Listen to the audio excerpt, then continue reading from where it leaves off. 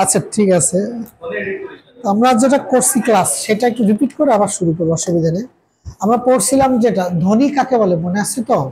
ভারতের ক্রিকেটার, অনেক ভালো ফুটবল খেলে, ক্রিকেট খেলে না ফুটবল খেলে। ভারতের ক্রিকেটার ভালো ফুটবল খেলে, হ্যাঁ। সে হচ্ছে কে? ধোনি, মহেন্দ্র সিং ধোনি।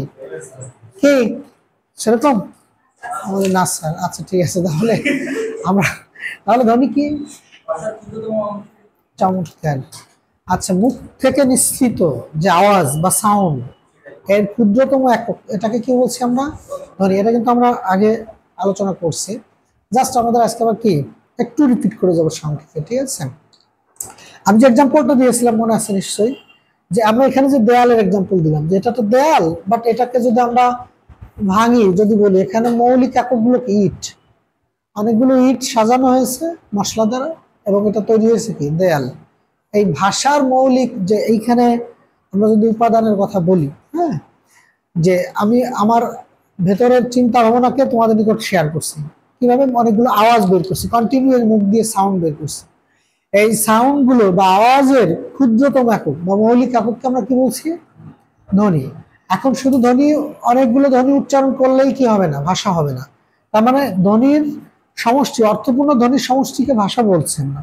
আগে বলা হয়েছে সেটা, অর্থপূর্ণ ধ্বনির সমষ্টি কি? ভাষা। তাহলে আবার বলি, যে মুখ থেকে যত আওয়াজ বের করছি, আওয়াজের ক্ষুদ্রতম একক বা মৌলিক একক, সেটাকে কি বলছি? ধ্বনি। আর অর্থপূর্ণ ধ্বনির সমষ্টি কি? ভাষা।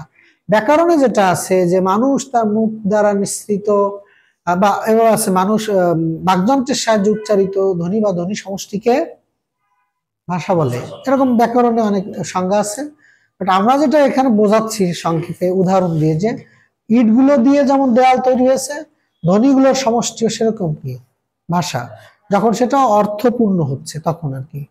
আচ্ছা, তাহলে আবার বলি, যে মুখ থেকে নিঃসৃত শব্দ বা সাউন্ড বা আওয়াজের ক্ষুদ্রতম একককে কি বলছি? ধ্বনি। অর্থপূর্ণ ধ্বনির সমষ্টি কি? ভাষা। এবার ধ্বনি তো সাউন্ড, যেটা দেখা যাচ্ছে না, অদৃশ্য, ঠিক না? এখন এটাকে দৃশ্যমান করার জন্য, হ্যাঁ, মানুষের নিকট আমি এখানে কথা বলছি, এই সাউন্ড গুলো তো থাকবে না।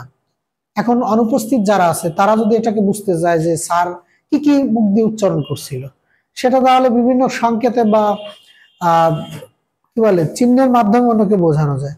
আমি বললাম কি এরকম, যে গরু উচ্চারণ করছিলাম, গ আর র, গরু, গ র স, তাই তো, গরু, এই উচ্চারণ করলাম। কিন্তু এটাকে অন্যের নিকট বোঝানোর জন্য পরবর্তীতে আমি কি বলছি, যে এইখানে একটা সংকেত লিখে রাখলাম বা দেখালাম, যে এরকম যদি থাকে তা বুঝে নিও গরু উচ্চারণ করছিলাম।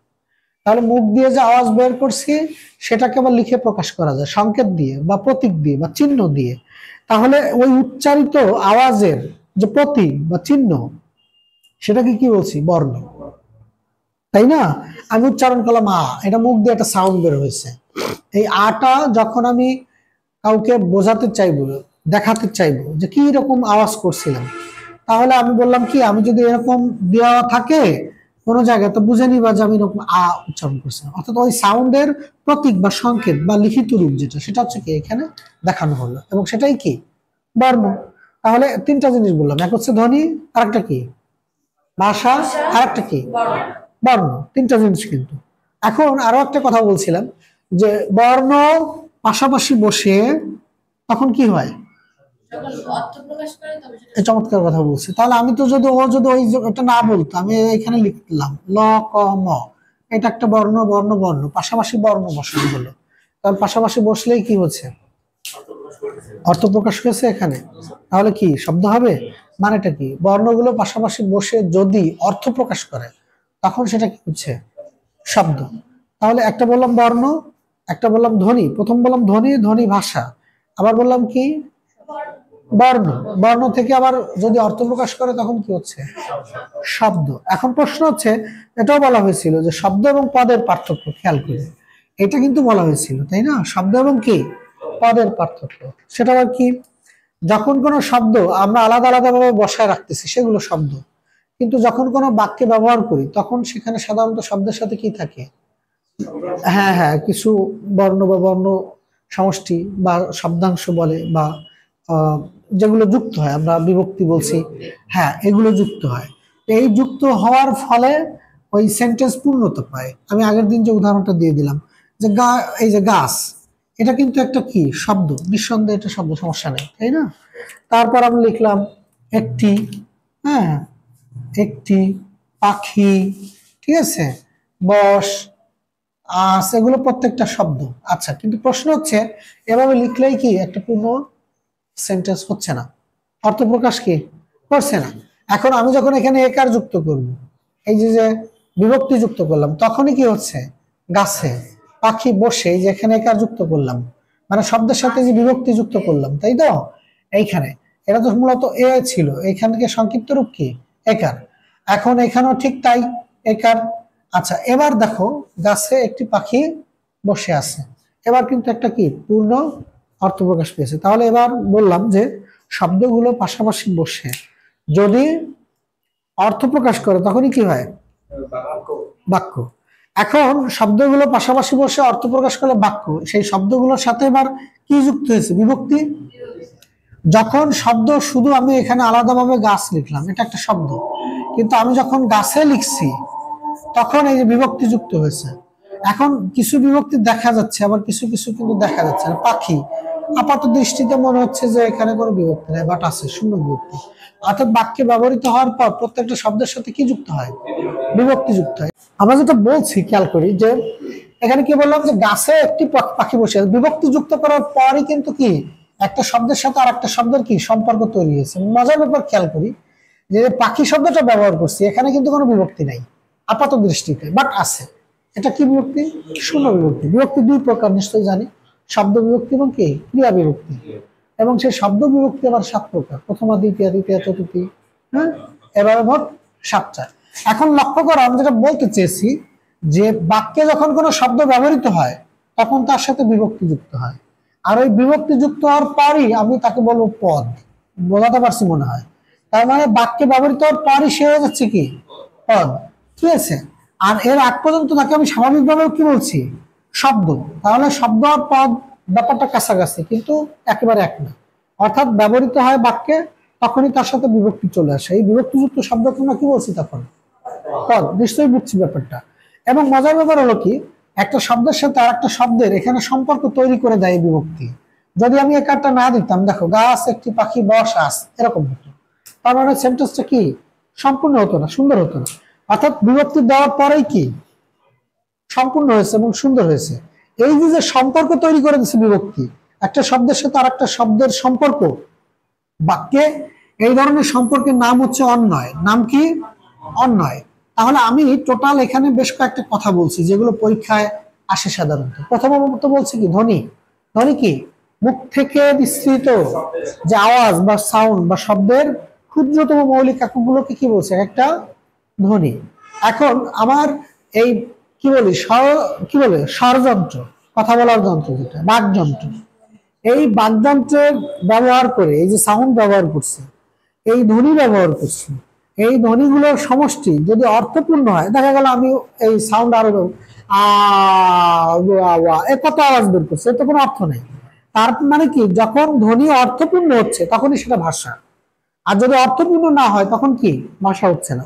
বলতে পারি কি, অর্থপূর্ণ ধ্বনির সমষ্টি কি ভাষা, বা বাকযন্ত্রের সাহায্যে উচ্চারিত ধ্বনি বা ধ্বনি সমষ্টিকে ভাষা বলছে। বাকযন্ত্রে বাকযন্ত্র শব্দটা কি খেয়াল করো, এই দেখো এখানে কি হচ্ছে, দেখো বাক প্লাস কি যন্ত্র, এই বাক মানে কথা, বাক মানে কি কথা, তখনই কি হয়ে যাচ্ছে বাকযন্ত্র, যখন সন্ধি করা হচ্ছে। তাহলে কথা বলার যন্ত্র ব্যবহার করে ধ্বনি বের করতেছি, এবং এই অর্থপূর্ণ ধ্বনির সমষ্টিকে আমরা কি বলছি ভাষা। অনেকগুলো ধ্বনি যখন বেরোচ্ছে এবং সেটা যখন অর্থপূর্ণ হচ্ছে, মানে আমি আমার থিঙ্কিংটাকে তোমাদের কাছে আওয়াজ দিয়ে প্রকাশ করতেছি এখানে দাঁড়ায়, এটাই কি ভাষা, বোঝা গেল মনে হয়?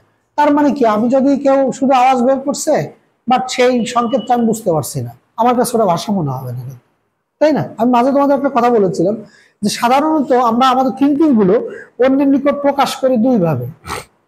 খেয়াল করে দেখো, কিন্তু এটা খুবই ইম্পর্টেন্ট।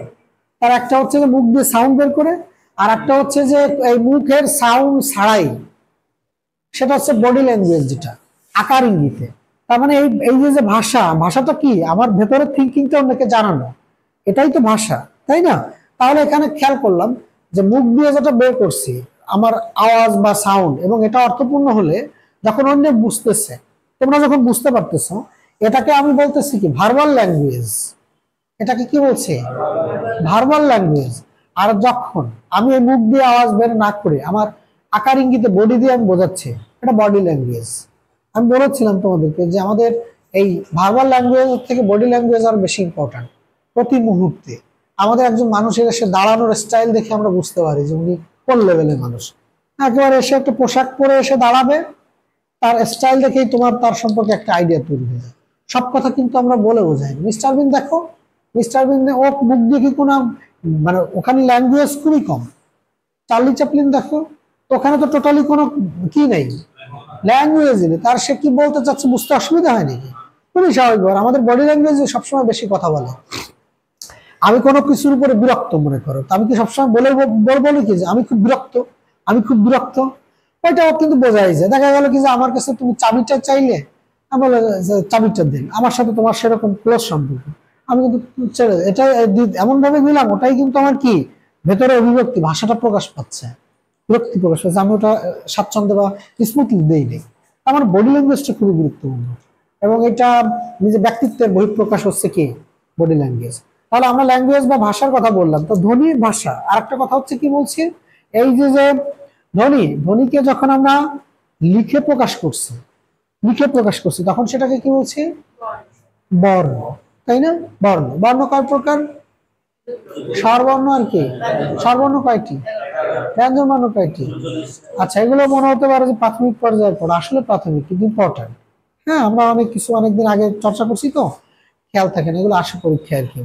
আচ্ছা, তাহলে আমরা এবার বললাম যে ধ্বনি, ভাষা, বর্ণ। বর্ণগুলো পাশাপাশি বসে যদি অর্থ প্রকাশ করে তখন সেটা কি? শব্দ।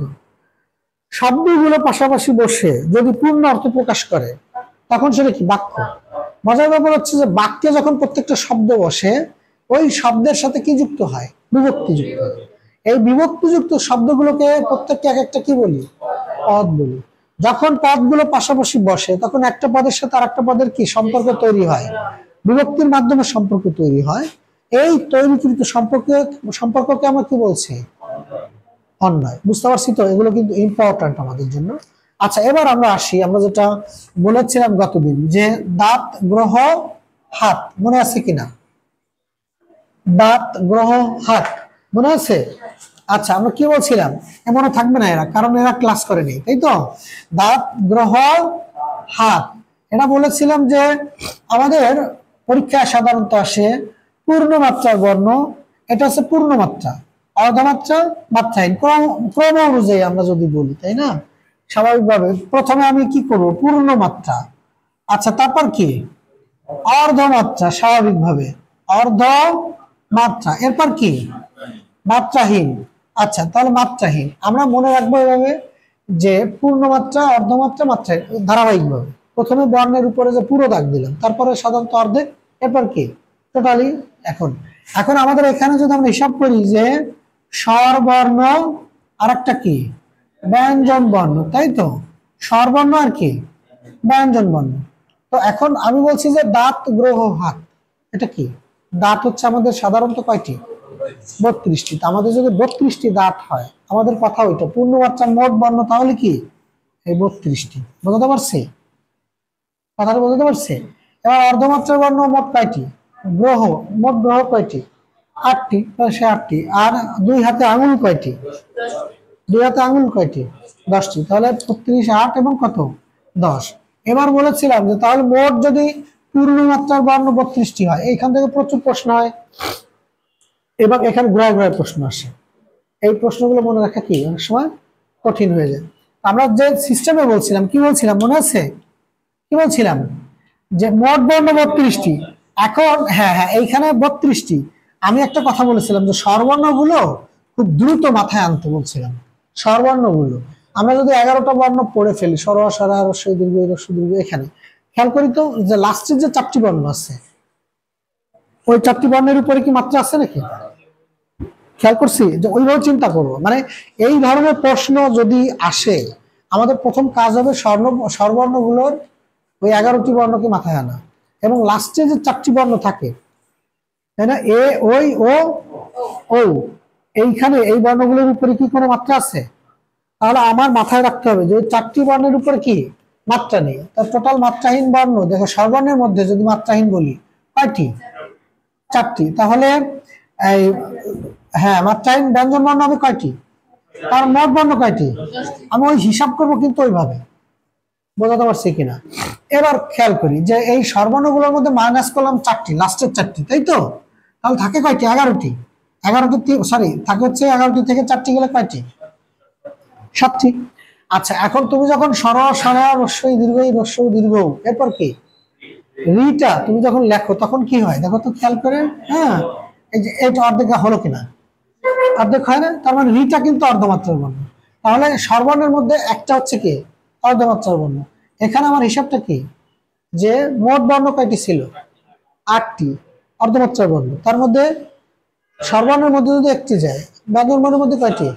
7টি। তাহলে 7 আর 8 ক্লিয়ার তো?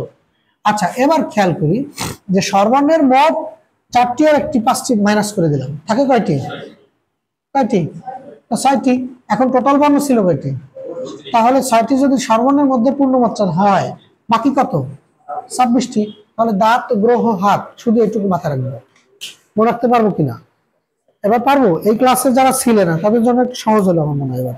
হ্যাঁ, বুঝতে পারছি কিভাবে মনে রাখবো? দাঁত গ্রহ হাত, এটা কি মনে রাখতে পারবো? কঠিন মনে হচ্ছে? হালকা কঠিন, তাই না? একদম কঠিন না। হ্যাঁ হ্যাঁ হ্যাঁ, ওই বাড়ি গেলে ঠিক হয়ে যাবে, বলছিলাম না? গোসল সেই চুল কাটা গল্প যেটা বললাম। হ্যাঁ, আচ্ছা, এবার আসি তাহলে আমাদের যে বর্ণগুলোর কথা বললাম, যে স্বরবর্ণ এবং কি ব্যঞ্জন বর্ণ। এবার দেখো হ্রস্ব স্বর এবং দীর্ঘ স্বর, এটা আমি বলবো স্বরবর্ণের মধ্যে। এটা তো পারবো এবার নাকি? দাঁত গ্রহ আর কি হাত, দাঁত গ্রহ হাত, এটা মনে রাখবো, ঠিক আছে? এবার আসি 11টার মধ্যে, যেটা স্বরবর্ণের মধ্যে দেখো হ্রস্ব স্বর, তাই তো, আর কি দীর্ঘ স্বর, ঠিক আছে? আচ্ছা, হ্রস্ব স্বর আর কি দীর্ঘ স্বর। মনে করো কিভাবে মনে রাখবো এটা? স্বর, তারপর কি? আচ্ছা, স্বর, এরপর হ্রস্ব ই, এরপর কি হ্রস্ব উ, এরপর কি দীর্ঘ উ, এরপর রি, ঠিক আছে? এরপর ঠিক আছে স্বর স্বর হ্রস্ব দীর্ঘ হ্রস্ব দীর্ঘ রি। আচ্ছা, না, এ ওই ও ও। আচ্ছা, পোস্ট করো তো। হ্যাঁ, একটা তাহলে এটা করবা কি, তোমরা একটা জিনিস খেয়াল করবা, হ্রস্ব স্বর হচ্ছে 4টি, বুঝছো? 4টি। আর দীর্ঘস্বর হচ্ছে 7টি। এখন স্বাভাবিকভাবে মনে রাখবা এইভাবে, স্বর স্বরে হ্রস্ব দীর্ঘ হ্রস্ব দীর্ঘ রি, কয়টা হয়ে গেল? 1 2 3 4টা, 4টা পর্যন্ত হয়ে গেছে না? ধারাবাহিকভাবে তুমি লিখতে থাকবা, শুধু আর কোনো কাজ নেই। তখন বাকিগুলো যেহেতু 4টা আমাদের কি হয়ে গেছে উপরে, বাকিগুলো নিচে লিখে দিবা, এ ওই ও ও। বোঝাতে পারছি কিনা? কিভাবে মনে রাখবো হ্রস্ব স্বর ও দীর্ঘস্বর? হ্যাঁ, বুঝছি। ধারাবাহিকভাবে লিখবো। আমার তো এখানে মনে রাখতে হবে যে হ্রস্ব স্বর 4টা, দীর্ঘস্বর কি 7টা। তাহলে মোট কয়টা? 11টা। তাহলে স্বর স্বরে ধারাবাহিকভাবে লিখবো, হ্রস্ব দীর্ঘই হ্রস্ব দীর্ঘ রি, 4টা হয়ে গেছে উপরে, বাকিগুলো কোথায় লিখে দিই? নিচে। ক্লিয়ার তো সবাই? আচ্ছা, এটা আর স্বরবর্ণের যে সংক্ষিপ্ত রূপ আমরা ব্যবহার করি সেটাকে আমরা কি বলি? কার। কিরকম? যে এইগুলো যখন আমরা সংক্ষিপ্ত রূপ লিখি, স্বরে অ এর কি কোনো চিহ্ন আছে? স্বরে অ এর কোনো চিহ্ন আছে? তার মানে স্বরে অ এর কোনো চিহ্ন নেই। আচ্ছা, এরপর স্বরে আ, এ স্বরে আ এর রূপ কি? আকার। তারপর বাকি যেগুলো আছে এরকম করে মোট এই টোটাল স্বরে অ বাদ দিলে বাকি যেটা থাকে প্রত্যেকটা কি আছে? কি চিহ্ন আছে। এই জন্য এই স্বরবর্ণের সংক্ষিপ্ত রূপ যে কার, এই কার কয়টি? 10টি। বুঝতে পারছি? তার মানে স্বরে অ এটার কি কোনো চিহ্ন নেই। আচ্ছা, ব্যঞ্জন বর্ণের সংক্ষিপ্ত রূপকে কি বলে আবার? ফলা। মনে থাকবে এটা? ফলা। আচ্ছা, এরপর হচ্ছে আমরা যেটা জানবো সাধারণত আজকে যে শুরু করতে চেয়েছিলাম আমরা, ঠিক আছে, যে ব্যঞ্জন বর্ণের যে আমাদের যেটা মনে থাকতে সমস্যা হয়, যেমন কি বলে, নাসিক্য বর্ণ, অল্প প্রাণ, মহাপ্রাণ, ঘোষ, অঘোষ, এই জায়গাগুলো আমাদের কি হয়, সমস্যা হয় না? সেই জায়গাগুলো আমরা এমন একটা ছকের মাধ্যমে জানার চেষ্টা করব যাতে আমাদের অসুবিধা না হয়, আমরা মনে রাখতে পারি। ঠিক আছে। আচ্ছা, এখানে একটা বাদ রয়ে গেছে শুধুমাত্র আমাদের, এটা পরীক্ষা সাধারণত আসে যে মৌলিক স্বরধ্বনি, ঠিক আছে, মৌলিক স্বরধ্বনি এবং মৌলিক স্বর বর্ণ, এটা খেয়াল করি।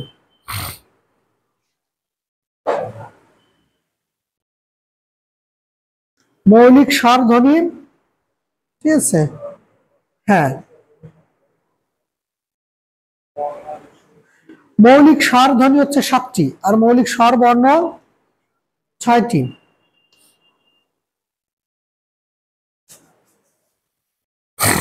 খেয়াল করি, মৌলিক স্বর ধ্বনি কয়টি? 7টি। এইটা আমি বলি মৌলিক, কালোটা শেষ হয়ে গেছে না? আচ্ছা, মৌলিক স্বর ধ্বনি কয়টি বলছে?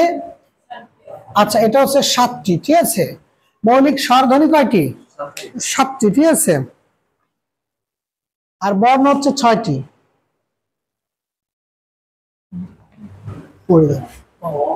আচ্ছা, মৌলিক স্বর ধ্বনি কয়টি? 7টি। আর মৌলিক স্বর বর্ণ, বর্ণ কয়টি? এটা বাদ দিলে আর থাকে কয়টা? 6টা, ঠিক আছে। এটা হচ্ছে তোমার মৌলিক স্বর ধ্বনি আর মৌলিক স্বর বর্ণ। আচ্ছা, এবার আমরা যেটা আসবো আলোচনায় মূলত এখানে হ্রস্বস্বর, দীর্ঘস্বর বলছি, মৌলিক স্বর, আচ্ছা, যৌগিক স্বর। আচ্ছা, এবার তোমরা একটা কাজ করবে, খাতায় একেবারে ব্ল্যাঙ্ক পেজে, ঠিক আছে, মাঝখানে ওই খাতাটা দাও তো, তুমি আড়াআড়ি ভাবে লিখবা এই খাতাটা, এই যে আয়তাকার হিসেবে এইভাবে মাঝখানে এরকম বর্ণ লিখবো আমি, এবং এর চারপাশে 1 ইঞ্চি করে প্রায় ফাঁকা রাখবা যেন চারপাশে কিছু লেখা যায়, বুঝতে পারছো? আচ্ছা, তোমরা এই বর্ণগুলো লেখো, খেয়াল করো। ক, তারপর কি? খ, গ, আচ্ছা, ঘ, আচ্ছা, উম, এরপর হচ্ছে চ, ছ, জ, ঝ, হ, কি, ট, ঠ, ড, আচ্ছা, ঢ, হ্যাঁ, মূর্ধন্য। তারপর কি? ত, থ, দ, ধ, দন্তন্য। আচ্ছা, এরপর কি আছে? প, হ, ব, ভ, ম। লিখছি? আচ্ছা, আমরা এমন ভাবে এই বর্ণগুলো শিখবো যেন সারা জীবনের জন্য আমাদের মস্তিষ্কে এই ছকটা সাফ হয়ে থাকে এবং এর থেকে আমরা বের হবে না, বুঝতে পারছো? লক্ষ্য করো, আমরা যেটা বলবো প্রথমেই আমরা এখানে স্পষ্ট করে দিব, বুঝছো? এইখানে লক্ষ্য করবো, এই যে লাস্টে যে বর্ণগুলো আছে না, কয়টা বর্ণ আছে? এটা উচ্চারণ করো তো। উমো, ইও, তারপর কি? ন, ন, তারপর কি? ম। দেখো তো সব নাকের ভেতর থেকে উচ্চারণ হয় কিনা? ব্যাং, কি বলি? ব্যাং। তারপর কি বলি? মিয়া, মিও, মন, পাগল মন, মন রে, মন কেন এত কথা বলে, মন। এরপর কি আছে? ম দিয়ে তো মন বললাম। সবগুলো কি নাকের ভেতর থেকে বেরোচ্ছে না? তার মানে আমরা এটা বলতেই পারি এখানে। তাহলে এগুলো কি বলতো? এটা বর্ণের নাম কি? আমরা এখানে বলবো এগুলো কি? নাসিক্য বর্ণ, তাই তো? নাসিক্য বর্ণ গেল। আচ্ছা, নাসিক্য বর্ণ। এরপরে আমরা কমন কিছু বিষয় সবাই জানি, বাট সেটাকে আমরা একটু ভিন্নভাবে নতুন করে বলার চেষ্টা করবো, ঠিক আছে? এখানে লক্ষ্য করো,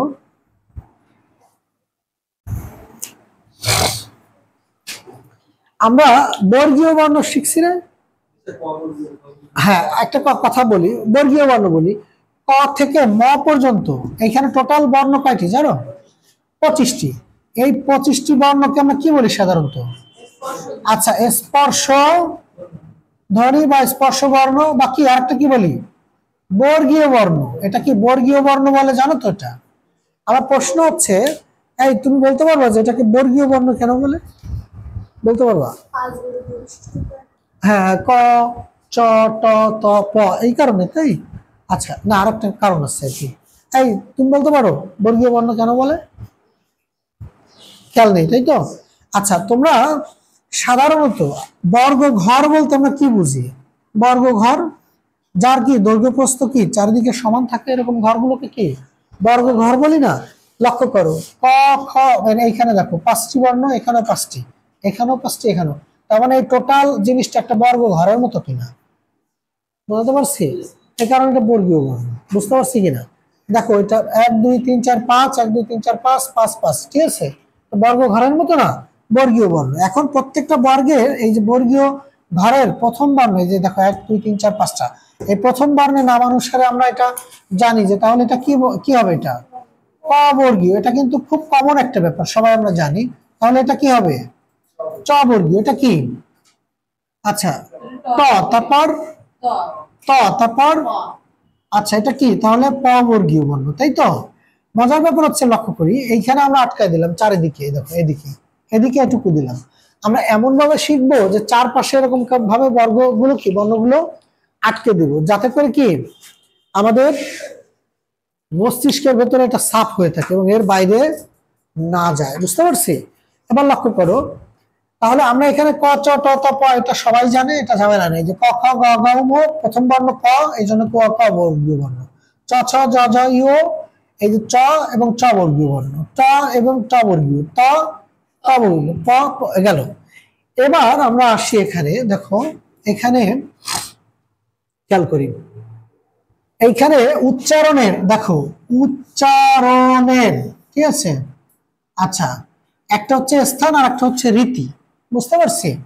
আচ্ছা আচ্ছা এটা হচ্ছে রীতি, রীতি অনুযায়ী, আর এটা হচ্ছে কি স্থান অনুযায়ী। আমরা একটা হচ্ছে স্থান আর একটা হচ্ছে রীতি অনুযায়ী আমরা ভাগ করব। সবাই আমি যখন বলবো আমার সাথে সাথে তোমরা এই বর্ণগুলো উচ্চারণ করবা, ঠিক আছে? এই 25টি বর্ণকে দেখো, প ফ ব ভ ম, সবাই পড়ো তো। আচ্ছা আরেকবার বলো, প ফ ব ভ ম। খেয়াল করো তুমি এইবার, এই যে আমরা ওষ্ঠ বলছি বা ঠোঁট বলছি, হ্যাঁ, অধর, এই ঠোঁট বা ওষ্ঠ এই দুইটার সংস্পর্শ ছাড়া এবার নতুন করে তোমরা আরেকবার এটা উচ্চারণ করো তো, মানে দুইটাকে এই দুটাকে তোমরা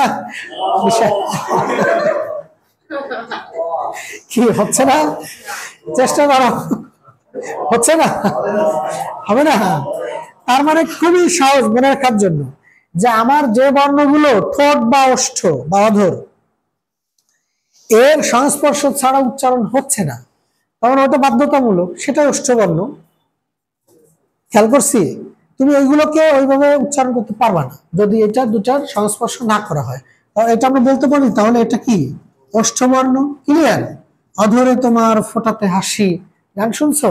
হ্যাঁ, এই বছর কি বলে এসব গান শোনে না, বিখ্যাত। হ্যাঁ আচ্ছা দেখো দেখো তাহলে কি বলছি, ওষ্ঠবর্ণ প ফ ব ভ ম। তাহলে যেহেতু এখানে ওষ্ঠ বা ঠোঁটের সংস্পর্শ ছাড়া উচ্চারণ করা সম্ভব হচ্ছে না, স্থান অনুযায়ী যদি চিন্তা করি, আমাকে পরীক্ষায় যখন দিয়ে দেবে, খেয়াল করি যে এর মধ্যে থেকে একটা দেবে, তোমাকে কি দেবে? দিয়ে দিল ব, দিয়ে দিল ঢ, দিয়ে দিল স, দিয়ে দিল গ, যেখানে ওষ্ঠবর্ণ কোনটি নিম্নে, তখন তোমাকে ওইভাবে চিন্তা করবা, ঠিক আছে? যে স্যার এটা কিভাবে গল্প করে শিখাইছিল, মনে করবা যে ওষ্ঠ মানে ঠোঁট, এখানে ওই দুটার সংস্পর্শ ছাড়া হচ্ছে না, ঠিক আছে? আচ্ছা এবং লক্ষ্য করো, এই যে স্পর্শবর্ণ বলেছিলাম ওই কারণেই, তুমি ক থেকে এই ম পর্যন্ত, হ্যাঁ, কোনো না কোনো জায়গায় বাকযন্ত্রের স্পর্শ হচ্ছে, যার ফলে কি এখানে স্পর্শবর্ণ বলছি। লক্ষ্য করি এবার, তাহলে এটা তো হলো, এই 5টি তো পারবো, আর তো ভুল হবে না এই 5টি। এবার আসি হচ্ছে দেখো এই এই পরবর্তী সারি আমরা পড়বো, দেখো ত থ দ ধ, তোমরা পড়ো, আবার পড়ো। আচ্ছা কোন নাম খেয়াল করো, কিন্তু তোমরা পড়ে আসছো কিন্তু কখনো ওই সেই বব ডিলান, সেই ডিলানের কথার মতো, হ্যাঁ, বব ডিলান কি বলছিল যে সবাই বৃষ্টিতে ভেজে আর কেউ কেউ বৃষ্টি উপভোগ করে, তাই না? তো আমাদেরকে দেখতে হবে একটু, ওই আরেকটা কথা আছে না যে দুটি লোক কারাগারের জানালা দিয়ে তাকিয়েছিল, একজনের চোখে পড়তো কাদামাটি, অন্যজন দেখতো আকাশের তারা। দুজন একই রুমে বদ্ধ ঘরে কারাগারে আছে। তো জানালা দিয়ে একজন ওই মাটির দিকে তাকায়, ভাবলার মতো তাকিয়ে থাকে, উদাসীন, তার মনে কোনো ভাবনা নেই। ঠিক একই মুহূর্তে আরেকজন আকাশের দিকে তাকিয়ে রাতের বিস্ময়কর আকাশ দেখতেছে আর বিস্মিত হচ্ছে আর ভাবতেছে এই মহাবিশ্ব কত সুন্দর, কত বিস্ময়কর, চমৎকার। তার মানে আমাদের দেখা ভাবনাগুলো কিন্তু আলাদা আলাদা, এরকমই হয়। কেন বলছি এটা? যে আমরা এগুলো পড়ার সময় কখনো পর্যবেক্ষণ করিনি, বিশ্লেষণ করিনি, ভাবিনি। লক্ষ্য করে এখানে কথার মধ্যে কিন্তু উত্তর রয়ে গেছে। সেটা কি পড়ছি আমরা? ত থ দ ধ কি না? তো দন্ত না মানে ওই লাইনে যা আছে ওরা সব দন্ত বর্ণ, আর কিছু বলা লাগবে? আমি কি ভাবছি কখনো? বুঝতে পারছি কিনা? যেখানে দন্ত না আছে সেটাই দন্ত বর্ণ, ওই লাইনেরটা। বুঝছি কিনা? এবার খেয়াল করো, আমি এটা উচ্চারণ করানোর কারণটা কি। তুমি যখন উচ্চারণ করছো, তোমরা এটা আবার আরেকবার পড়ো, তুমি আরেকবার মনোযোগ দিয়ে পড়ো যে ত, তোমার জিহ্বাটার অবস্থান কেমন থাকে এবং দাঁতের অবস্থান কেমন থাকে খেয়াল করো। ত বললে জিহ্বাটা কিন্তু ফ্ল্যাট থাকে এবং জিহ্বার অগ্রভাগ আর দাঁতের অগ্রভাগ ওই দুইটার সংস্পর্শ হয়। খেয়াল করছো? ত দাঁতের অগ্রভাগ যেটা বলি এখানে, এবং জিহ্বার অগ্রভাগ ত থ দ, প্রত্যেকটা দেখো ওইভাবে হচ্ছে, হচ্ছে কিনা? তার মানে দাঁতের অগ্রভাগ আর জিহ্বার অগ্রভাগ, এই জন্য দন্ত বর্ণ। বুঝছি কিনা? দন্ত, দাঁত, বুঝছি এটা। এই যে তোমার, তাহলে এটা মনে রাখবো যে এইখানে যে ন আছে, এইখানে কোন ন আছে? কি ন? তো সুতরাং এই লাইনে যারা আছে সেটা দন্ত বর্ণ। আর মনে থাকবে এবার? তাহলে এর উপরে সারিতে বার যায় আমরা কি আছে? ট ঠ ড ঢ কি ন? এবার কি ন? এবার তুমি আবার খেয়াল করো, যা দেখো পার্থক্যটা খেয়াল করো। আর তুমি যখন এই লাইন পড়ছো তখন কি পড়ছো? পুরোটা পড়ো। তুমি আবার ভাবো তো, তা বলার সময় তোমার জিহ্বাটার অবস্থান কেমন ছিল? জিহ্বার অবস্থান কেমন ছিল? ফ্ল্যাট। এবং জিহ্বার অগ্রভাগ আর কি? দাঁতের অগ্রভাগ। খেয়াল করো। কিন্তু এবার মজার ব্যাপার খেয়াল করো, তা বললে, তা বললে জিহ্বাটা কেমন হয় খেয়াল করো তো। পুরো ইউটার্ন জিহ্বাটা। ত জিহ্বা ইউটার্ন হয়েছে কিনা? ইউটার্ন হয়েছে। এবং তোমার জিহ্বার যে অগ্রভাগ ওটা কোথায়? ওই মূর্ধায় গিয়ে স্পর্শ করছে। পার্থক্য বুঝছি? আমরা কিন্তু এবার ভাবি নাই, এটা ভাবতে হবে, তাহলে তোমার এটা ইজি হয়ে যাবে। কি? হ্যাঁ, তা তো অবশ্যই। এটা তো অনেক চিন্তা ভাবনা, তো অনেক ডিপ, যারা এগুলো নিয়ে গবেষণা করছে, তাই না? আচ্ছা, এবার আমাকে মনে রাখবো কি করে পরীক্ষার হলে? আমার অত গবেষণা করার দরকার নেই, ঠিক আছে? আমি বুঝছি, এটা ভালো কথা। এরপর কি করবো? অ্যান্সার করার সময় পরীক্ষা যখনই হলে যাব, অবশ্যই এই জিনিসগুলো মাথায় আনতে হবে যে আমাকে কোন বর্ণ দিয়ে দেবে, যে নিচের কোনটি মূর্ধা বর্ণ। তোমাকে ওরকম দিয়ে দিল প থ ড ঝ, তখন তুমি ওটা মাথায় আনবা। মূর্ধা বর্ণ মানে মূর্ধন্য ন কোন লাইনে ছিল, কোন লাইনে মূর্ধন্য ন, তাহলে মূর্ধন্য ন যে লাইনে সেটা মূর্ধা বর্ণ। ক্লিয়ার কিনা এটা? ঠিক আছে? কিন্তু আমি একটা ভিন্ন স্টাইলে পড়াচ্ছি কিন্তু, যে তাই তো মূর্ধা বর্ণ। আচ্ছা, মনে রাখার জন্য, ঠিক তো? মূর্ধা বর্ণ মনে রাখতে পারবো? আচ্ছা, মূর্ধা বর্ণ, মূর্ধন্য মূর্ধা বর্ণ, ঠিক আছে তো? আচ্ছা, এবার আসি আমরা যেটা বলতে চাচ্ছি, যে তাহলে এইখানে বাকি রইল কি বলতো? এইখানে একইভাবে আমরা যদি বলি চ ছ জ ঝ ইউ, আর একটা কি আছে? ক খ গ ঘ উম। এখন এখানে তোমরা সবাই পড়ছো, পরিচিত। একটা হচ্ছে কণ্ঠবর্ণ আর একটা হচ্ছে তালব্য বর্ণ। প্রশ্ন হচ্ছে কোনটা কণ্ঠ আর কোনটা তালব্য। তুমি এখানে কবিতা পড়বা।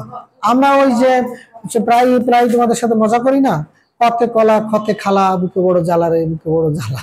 তোমাদের সহজ কথা, সহজ কথা বলতে আমায় সহজে, সহজ কথা যায় না বলা সহজে। এইখানে কতে কি বলছি? কলা, কতে কণ্ঠ, হয় না? তুমি ওইটা মাথায় নিয়ে আসবে।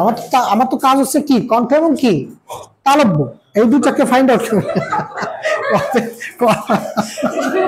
আচ্ছা, ঠিক আছে, ও ভালো বলছি, ঠিক আছে। ঘটনা সত্যি, সাক্ষী দুর্বল, তাই তো? এখন কত কণ্ঠ আর কত কি, মানে আমার তো দুইটা, কণ্ঠ আর কি তালব্য। আমি ওইটা মনে রেখে এখানে কণ্ঠ দিয়ে দিলাম, আর বাকিটা কি হবে তাহলে? তালব্য। এখানে মাইনাস ফর্মুলায় হয়ে গেল। তাহলে আমার এই পাশে 5টি লাইনকে আমি যেভাবে বসালাম, আশা করি কি এই 5টি আর কি ভুলাবে? ডান পাশে দিয়ে আটকাই দিলাম আর বাম পাশে আটকাই দিলাম। এই দুই দিক দিয়ে একটা বাম কান একটা ডান কান। যদি এরপর ভুল হয়, দুই কান তো আটকাই দিছে, কান গরম করে দেব কিন্তু, ঠিক আছে? খুবই সাবধান। হ্যাঁ, মারবো এখানে, খাতা পড়বে টেবিলে, বুঝতেছ না?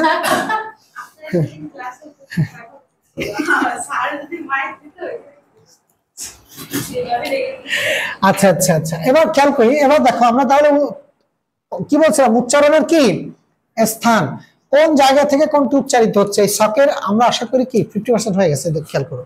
এইবার বাকি রইল কি বলতো, এখানে একটা হচ্ছে যে অল্প প্রাণ, আর একটা কি মহাপ্রাণ। আমরা একটু ভিন্নভাবে চিন্তা করবো। এখানে কিন্তু বইয়ের যে ভাষা, ওইভাবে চিন্তা করতে গেলে, মনে রাখতে গেলে তোমাদের ঝামেলা হতে পারে। আমি একটু ভিন্নভাবে বলার চেষ্টা করছি, খেয়াল করি।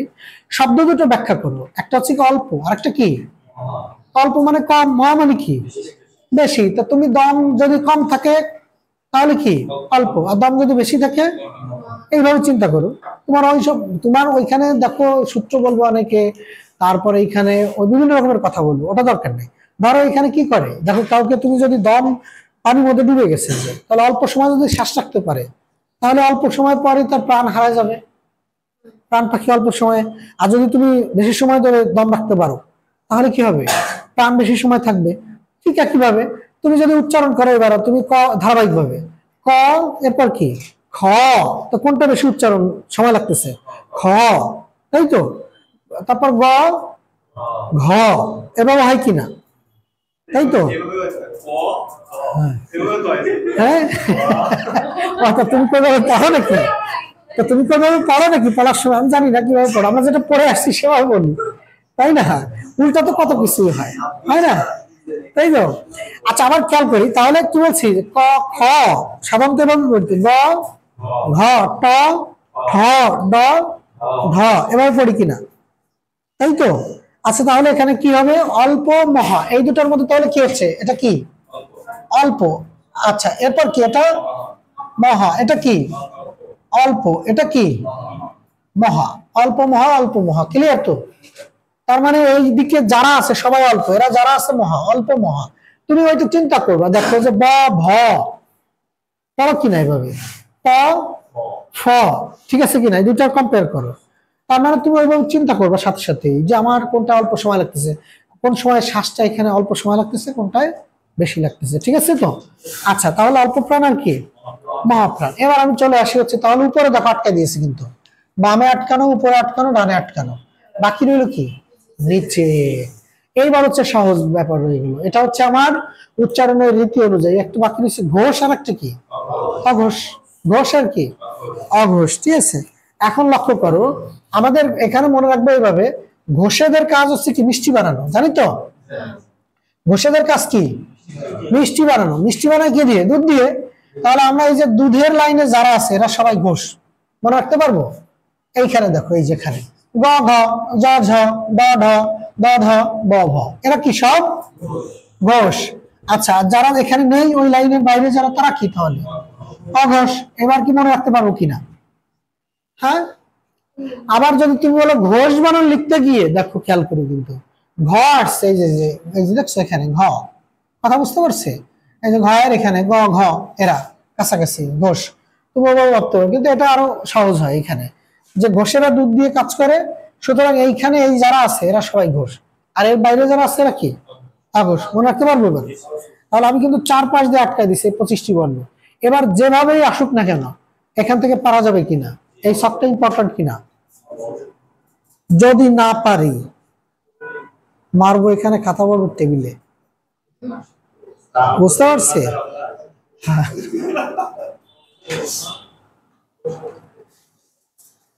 ঠিক আছে। আচ্ছা, এখন দেখো তাহলে আমার যে কোনো বর্ণ যদি আমার হিসাব হয়, মনে করো এখানে ঠ, ঠ কি কি হতে পারে, মহাপ্রাণ বর্ণ ঠ। ঠ কি মূর্ধা বর্ণ, ঠ কি অঘোষ বর্ণ, ঠ কি ওই যে ট বর্গীয় বর্ণ।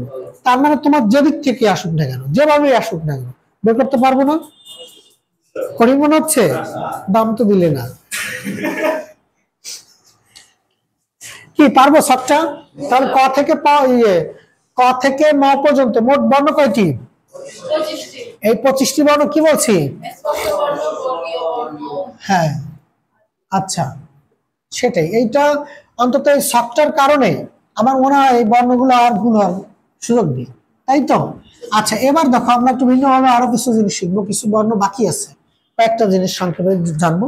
এখান থেকে পড়ার আছে অনেক কিছু, সেগুলো তোমরা ধীরে ধীরে বাকিগুলো পড়ে নিয়ে আমি মৌলিক জায়গাগুলো একটু টাচ করে দিচ্ছি। মনে করো এরা হচ্ছে হরতালকারী, বুঝছো? এরা হরতাল করবে, এদের দাবি দেওয়া অনেক বেশি, বুঝছো? হরতালকারী। আর এটা হচ্ছে মনে করো পুলিশ, বুঝছো?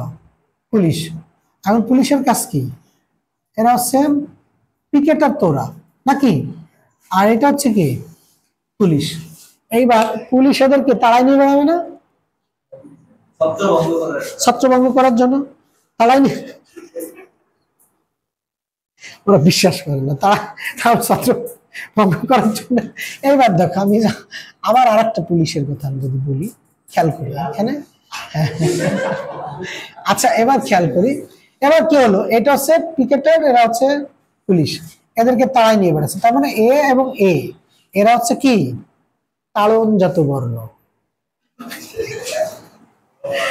মনে থাকবে, মনে থাকবে এবার র এবং র তাড়নজাত বর্ণ, মনে থাকবে এবার। বুঝতে পারছি এই দুটা বর্ণকে কি বলছি আমরা? তাড়নজাত বর্ণ। ক্লিয়ার তো? আচ্ছা তাড়নজাত বর্ণ। এরপর হচ্ছে তোমার এটা লিখছি তো, বুঝছি এটা? আচ্ছা এবার দেখো আমরা ছোটবেলায় দেখতাম ওই বক্সে করে আইসক্রিম নিয়ে আসতো, মাইকে ডাকতো, বুঝছো? সেই আইসক্রিম খাওয়ার লোভে আমরা দাঁড়িয়ে থাকতাম, সুপারি নিয়ে, সুপারি, হ্যাঁ, কাচের বোতল, বিভিন্ন জিনিস নিয়ে। তখনকার সিস্টেম ছিল আলাদা, এখনকার মতো না। হ্যাঁ তখন তো, হ্যাঁ তখন তো, এখন তো সবাই বাবা মারা অনেক টাকা পয়সা দেয়, তখন ব্যাপারটা সমাজ ব্যবস্থা অন্যরকম ছিল। সেই মাইকে ওই সে আইসক্রিম আলারা ডাকতো, আরে মালাই মধুর মতো মিষ্টি, গোলাপের মতো সেন্ট, ডাকতেছে কি আরে মালাই। এই যে আরে মালাই, বরফ মানে এই যে তোমার যেটা আইসক্রিম যেটা, ওটা কি মালাই বলে, বলে না সেটা? আরে মালাই যখন বলছে, চানাচুর বলো তো। হ্যাঁ এই যে র, এই এই র, র যখন উচ্চারণ করছি খেয়াল করো, চানাচুর র, এই র এর উচ্চারণের সময় কি হচ্ছে, কাঁপতেছে কিনা?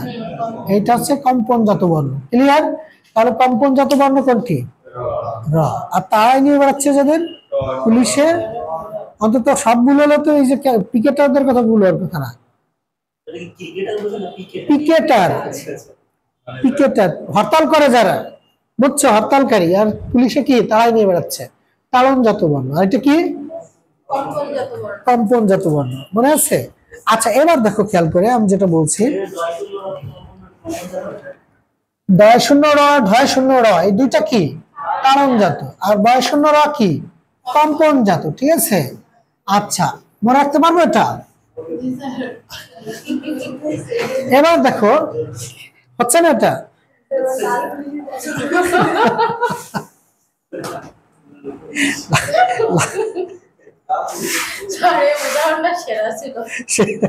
সেরা ছিল।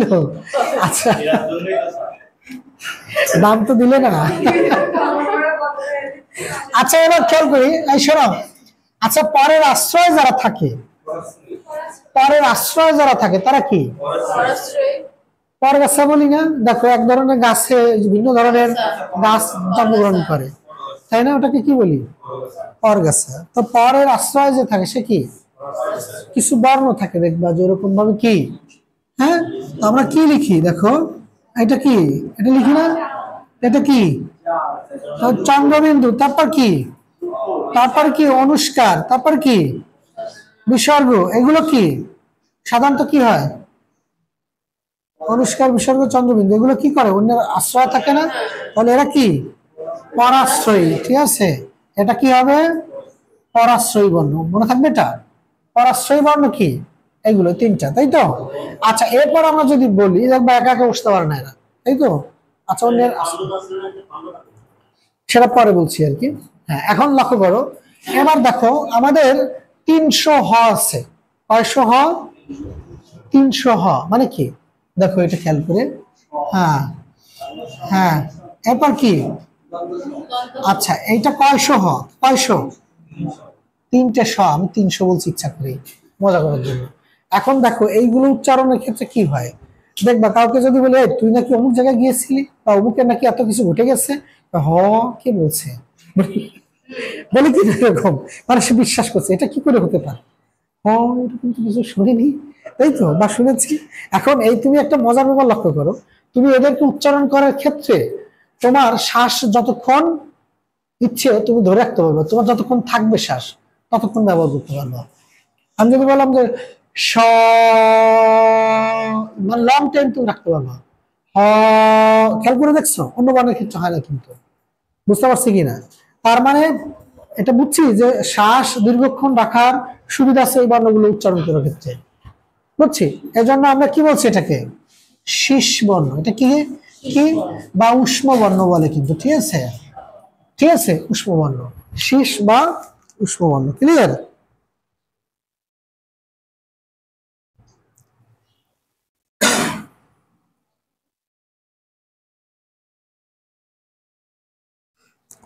লিখছি আমরা এটা। আচ্ছা, এবার খেয়াল করি আমরা যেটা বলছি, এটা একটা কাহিনী আছে। এই যে শীষ বা উষ্ম বর্ণ বললাম তো, শীষ শ্বাস দীর্ঘক্ষণ রাখার একটা সুবিধা আছে এখানে, ঠিক আছে। এখন তুমি ক থেকে ম পর্যন্ত, ক থেকে ম পর্যন্ত কয়টি বর্ণ ছিল? 25টি। এটা কি ছিল? স্পর্শ বর্ণ। মুখ গহ্বরে কোথাও না কোথাও বাধাপ্রাপ্ত হয়, তাই না? এই জন্য কি স্পর্শ হয়, যেহেতু স্পর্শ বর্ণ বা বর্গীয় বর্ণ। লক্ষ্য করো এই 25টি বর্ণ এবং এই যে 300 হ বললাম বা 3টা স হ, এর ভেতরে বা অন্তরে কিছু বর্ণ আছে, বুঝছো? এখন আমরা সেই গান শুনছি না, গান শুনছি, আমার ভিতরে বাহিরে, কোথায় কোথায় কোথায়, পড়াশোনা বাদ দিয়ে ওইগুলো নিয়ে ঘুরে বেড়াচ্ছ, সব বোঝা যাচ্ছে। হ্যাঁ, অন্তরে নিয়ে ঘুরে বেড়াচ্ছ। অন্তর মানে কি? অন্তর মানে কি? ভিতরে বা অন্তর মানে হৃদয়, তাই তো। এখন আমি এটা দেখানোর কারণ হচ্ছে এই যে যে 25টি বর্ণ আর এই যে শীষ বর্ণ, এর অন্তরে বা ভেতরে কয়েকটি বর্ণ আছে, এর ভেতরে, বুঝছি। তাহলে ওরাই হচ্ছে এদের অন্তরের বর্ণ, অন্তস্থ বর্ণ, ক্লিয়ার? অন্তস্থ জ আছে না, র, ল, আবার ব বলা যায়, কিন্তু এই ব আবার দুইটা, তো এই জন্য ওই প ফ ব র জায়গা আছে, যার ফলে এর ব্যবহার আবার অন্যরকম। সুতরাং এইখানে অন্তস্থ জ, র, ল, ব, এইটা হচ্ছে কি বলছি আমরা? অন্তস্থ বর্ণ, ক্লিয়ার? তাহলে অন্তস্থ বর্ণ, এগুলো হচ্ছে অন্তস্থ বর্ণ। আচ্ছা, তাহলে অন্তস্থ বর্ণ, ক্লিয়ার? আচ্ছা, তাহলে আমাদের অন্তরে বা ভেতরে যদি থাকে সেটা কি? অন্তস্থ বর্ণ। আচ্ছা, তাহলে এখানে অন্তস্থ বর্ণ, হ্যাঁ, কি বলছি এইখানে। আর বাকি রইল হচ্ছে, দেখো আর একটা জায়গা কথা বলবো শুধুমাত্র, তাহলে তোমাদের মোটামুটি বর্ণ নিয়ে এইখানে যেগুলো প্রশ্ন আসে কাছাকাছি হয়ে যাবে। দেখো, আমরা যদি বলি যে ল, ল, এই ল বর্ণটা উচ্চারণ করার সময় কি ঘটে আমাদের? তোমরা সবাই ল উচ্চারণ করো তো, ল বলো তো আবার। এবার জিহ্বার অবস্থানটা খেয়াল করো। ল বললে ল, জিহ্বাটা ইউটার্ন হয় এবং দুই পাশ দিয়ে বাতাস বের হয়ে যায়, এই পার্শ্ব দিয়ে। এই জন্য এটাকে আমরা বলছি কি? পার্শ্বিক বর্ণ। এটাকে কি বলছি? পার্শ্বিক বর্ণ, ঠিক আছে, পার্শ্বিক বর্ণ। ল হচ্ছে পার্শ্বিক বর্ণ। তাহলে আমরা এখানে দেখো এই বর্ণ থেকে যে ধরনের প্রশ্ন সাধারণত হয়, আমরা সবগুলো প্রশ্নের উত্তর এখান থেকে পারবো আশা করি, ঠিক আছে। তাহলে স্পর্শ বর্ণ, অঘোষ ধ্বনি, ঘোষ ধ্বনি বা ঘোষ বর্ণ, অল্প প্রাণ, মহাপ্রাণ, নাসিক্য, তারণজাত, কম্পনজাত, পার্শ্বিক, অন্তস্থ, পরাশ্রয়ী, সবগুলো কিন্তু বলা হয়েছে, একটাও তো বাদ নেই, আছে। পারবো? পারবো? এরপরে যদি না পারি, মারবো একদিন, ব্যথা থাকবে 365 দিন, সাবধান, ঠিক আছে। আচ্ছা, তাহলে তালম জাতক বলছিলাম কোনটি মনে আছে? তারাই নিয়ে বেড়ায় কে? ক্রিকেটারদেরকে তারাই নিয়ে বেড়ায়, তাই না? কম্পন জাতক কোনটি? যে ওই যে বারবার চানাচুর কাঁপছে, তাই না? তাই তো, আরে মালাই, হ্যাঁ। আচ্ছা, পার্শ্বিক বর্ণ কোনটা? ল, পার্শ্ব দিয়ে বাতাস বের হয়ে যাচ্ছে, ঠিক আছে। তো আমাদের আশা করি এখানে আর অসুবিধা হবে না বর্ণ থেকে। এর বাইরে যদি ওই টুকিটাকি কিছু আছে সেগুলো একটু নিজেরা দেখে নিও। তো আজকের জন্য ঠিক শেষ করি নাকি? অসুবিধা নেই তো? Thank you.